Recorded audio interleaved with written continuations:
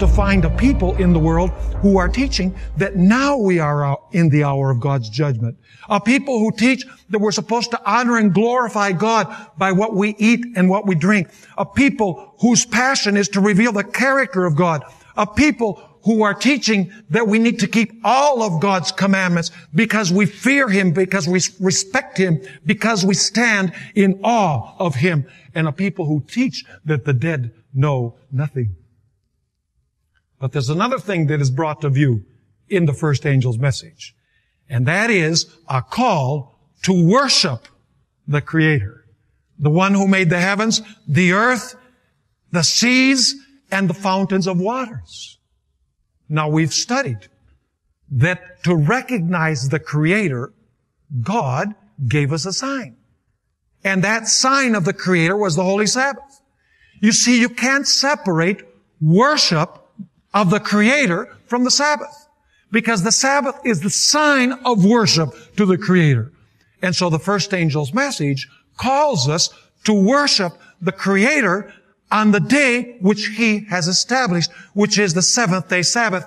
So if you're looking for a people who are proclaiming the first angel's message, you must look for a people who are keeping God's holy Sabbath day. Let me ask you, does the first angel's message identify God's remnant people on this earth? It most certainly does. They are people who have a deep respect and awe for God, and they keep His commandments. They are people who say we're supposed to care for our minds and for our bodies. They are people who say that we need to reflect the wonderful character of God to the world. They are people who say that we are now in the hour of God's judgment. Nothing that people are judged when they die or when Jesus comes. The judgment is taking place now. There are people who say that the dead know nothing until the moment of the resurrection. There are people who teach that we're supposed to keep the Sabbath in honor of the Creator. This is the first angel's message. But then we have a second message. The second angel's message. The second angel's message actually speaks about Babylon.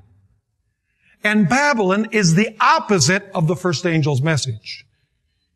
Now, we're going to discover, as we study along, that Babylon has three parts. And a little bit later on in this lecture, we're going to review what these three parts represent.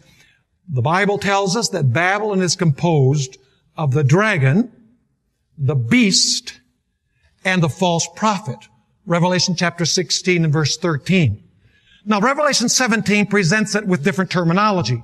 Revelation 17, instead of the beast, speaks about the harlot. Instead of speaking about the false prophet, it speaks about